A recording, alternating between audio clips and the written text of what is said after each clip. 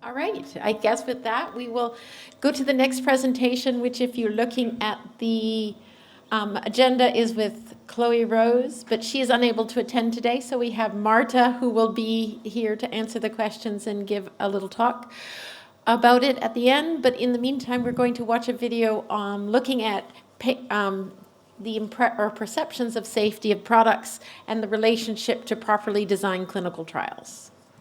Good afternoon, everyone. Today, I'd like to talk about how we can drive trust in nicotine product safety through choosing smart site selection and innovative trial designs. Despite common knowledge that smoking is harmful, the general population continues to smoke. This has resulted in the development of potential reduced risk exposure products, which have been suggested as a way to reduce the risks associated with smoking tobacco. And with that, the result is that nicotine research has evolved rapidly, from neurobiological mechanisms to harm reduction strategies. But even the most innovative study can falter if the research site lacks the right infrastructure, population access, or regulatory readiness. These validated human clinical trials are instrumental in outlining the risks and potential benefits of these products. And with these trials, the main focus is always the subject safety and the reliability of the data. As demonstrated in recent conferences, there is a key trend of increased emphasis on harm reduction and alternative nicotine delivery systems. These alternative systems reduce the health risks of smoking or using these nicotine-associated products. And these can come in all sorts of formats, including chewing gums and cigarettes, pouches, or electronic smoking devices. However, in order to bring these to market, they need to be tested via clinical trials to determine their efficacy and safety. As you can see on the right-hand side, we have a graph showing traditional cigarette smoking in Poland versus alternative reduced risk products. And combined, you can see actually at this point in time that the majority of the population are actually switching to these reduced risk products. But in order to bring these reduced risk products to market, you need to, of course, first test them. But how do you choose the right research centre for your tobacco-related studies? With this, you need to stick to the key pillars to ensure that you partner with someone with expertise, processes, and a department that you can trust. With this, you should ask what kind of experience does the research centre have? Do they have experience with nicotine pharmacology, behavioural studies, or neuroimaging? Are there established protocols for handling nicotine and related compounds? How do they ensure quality and compliance? Are they familiar with the FDA, EMA, or local regulatory frameworks for nicotine and tobacco products? And is the IRB and ethics approval a streamlined process? And lastly, do they actually have access to the right patient population and the equipment? And is there any demographic or behavioural data to support recruitment feasibility that you can look at to ensure that this study will recruit the appropriate number of patients? But why does this matter? Tobacco studies are complex and time sensitive. Only established clinical research units with audit-ready infrastructure and trained teams can deliver consistent results under such pressure. With this, 5 signs to look out for when choosing a clinical trial provider. They need to show you that they've got proven experience across the years. Can you afford a risk to go cheaper with a less experienced SMO? Do they have therapeutic expertise that align with your study goals? Because without the experience in sensitive therapeutic areas, they will be unable to rise to the challenges that happen during the study. Number 3, are they recognised for excellence, not just participation? Are they trusted within the research community itself, and are they good collaborators? 4, audit tested infrastructure and proactive quality systems. You need to ensure that compliance is embedded, not just improvised, and that mock trials are run on a regular basis to see the flow of patients. And lastly, number 5, do they have proven access to diverse, well-characterised patient populations? Always ask for the real recruitment metrics, the screen failure rates and population insights. A responsible site management organisation always balances feasibility with ethical engagement. With that, please find an overview of the different types of nicotine studies that a centre could be asked to run throughout any period of time. You'll see a case study for a phase 4 double-blind placebo-controlled study of pharmacodynamic effects of 4 milligrams of nicotine gum, a study that was conducted in healthy smokers who were willing to quit. With this, ab libitum intake of tested products were tested, and as you can see, the enrolment time was 6 weeks, whereby MTZ, our early phase unit at Pratia in Warsaw, Poland, recruited 220 healthy Caucasian adult subjects, both male and female, 19 to 60 years.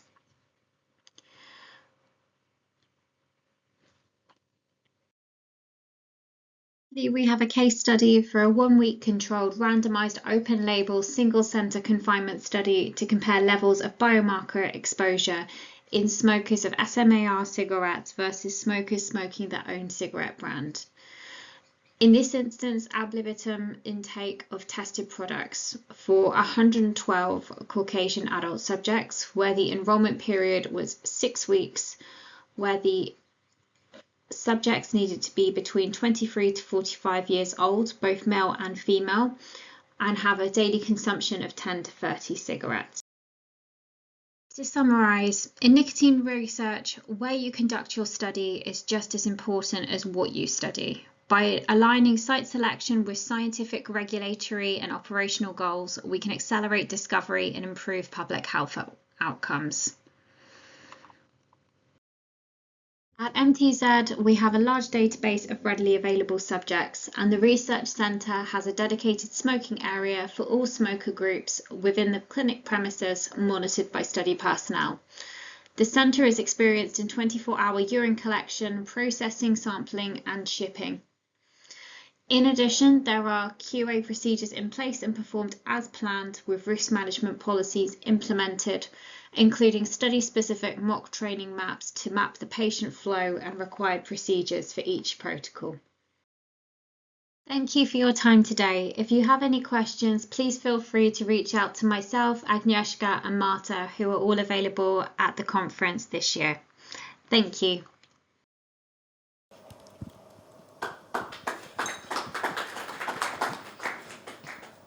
And with that, we'll hand it to Marta. Hi everyone, I'm glad that I have opportunity to be with you today, and I have opportunity also to sum up this presentation. What I would like to underline as a sum up, that the most important is keeping the safe for the subjects. It should be our goal to think about their well-being and also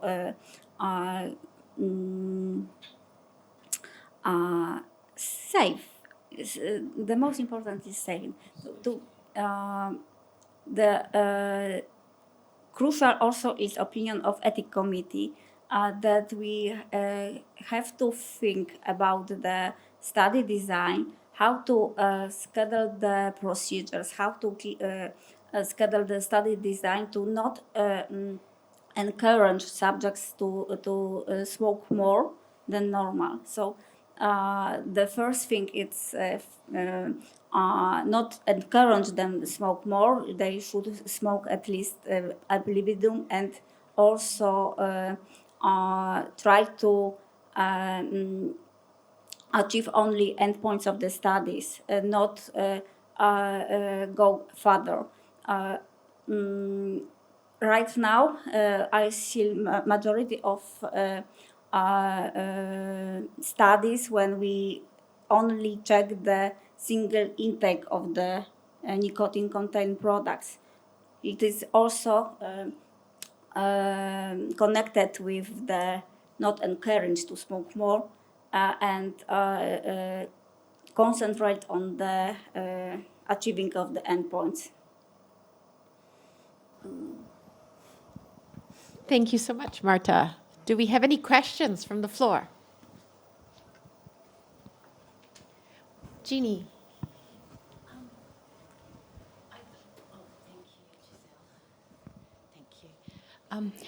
At the beginning of the presentation, there was mention of innovation in products, etc., and then it went on to the trials and clinical trials. Some of the companies that I've recently been sort of involved with, they're very innovative, but they're also very small. And I was just thinking to myself, because some new really interesting innovations that they are doing, but they would never have the money.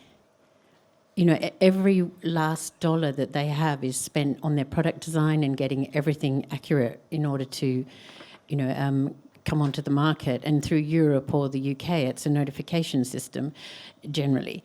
So I was just interested in.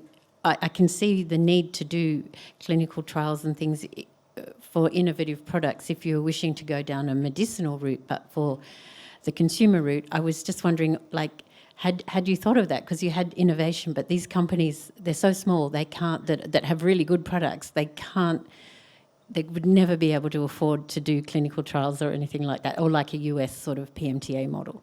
So I was just curious. Yes, first of all, I observed that the tobacco and nicotine industry would like to perform the clinical trials even more strictly than the industry from the medicinal products.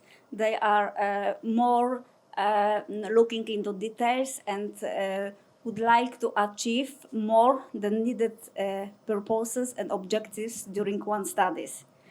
In your case, if you are talking about the save money on the research also, I would recommend just to try to concentrate on the endpoints and perform exactly what is needed to prove something what is of the teeth of this research. And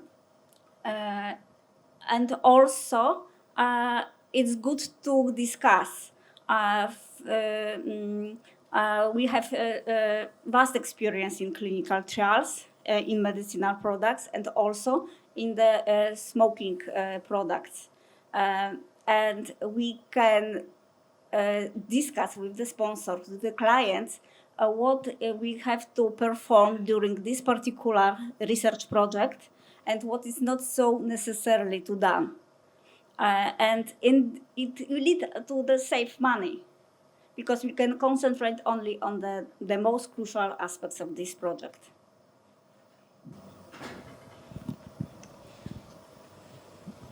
Hey, Thomas from Imperial Brands. First of all, thanks for the presentation, and I think it's good to see more CROs with the expertise in clinical tobacco and nicotine research in Europe. I have one question to you.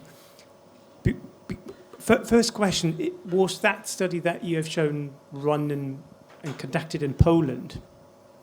Mm-hmm. Yes. Okay. Yes, here in Warsaw. In Warsaw. So you have shown that in Poland there are now more NGP users compared to smokers, right? So how challenging do you find it actually to find participants, smokers, for your studies? Because what we see in more bigger scale observational studies, it's actually really challenging to find enough smokers, obviously often with no intention to quit. How is the situation here in Poland? In the slide it was shown that we have the different population of the smokers. However, still we have a lot of smokers in Poland and users of the nicotine product.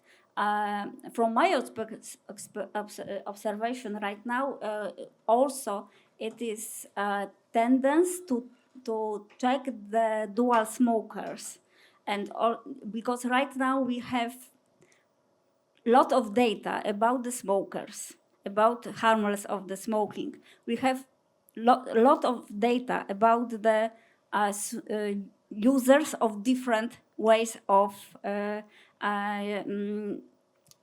nicotine intake. However, it's mono users.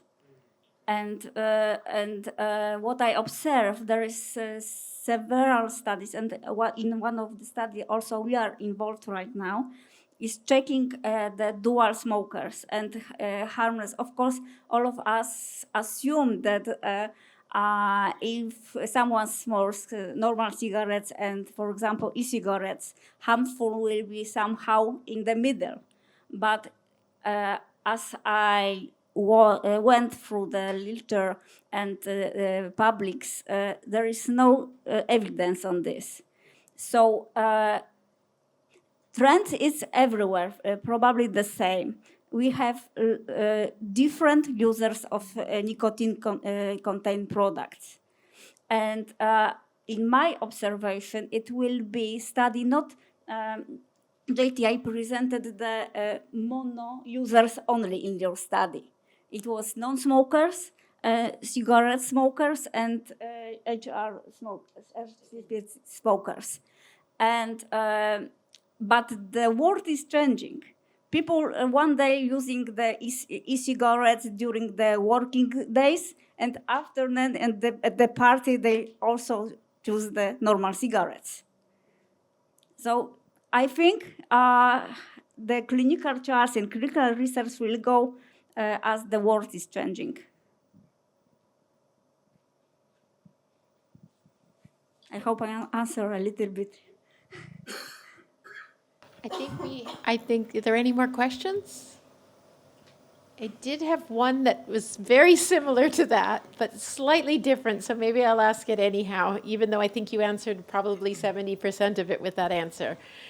But in randomized trials, how hard is it to actually get people in a randomized trial that actually use the product that they're randomized to within the trials that you've done? All of PK studies is randomized. However, it's quite different studies. Probably you are talking about the studies you have to choose the right one arm for the long period of the time.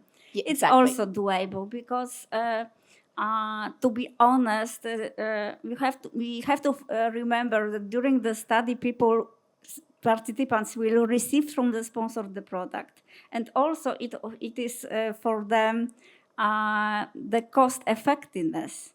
So they will stick to this arm because they will be provided with this product. I'm ready to say it loudly, but it's true.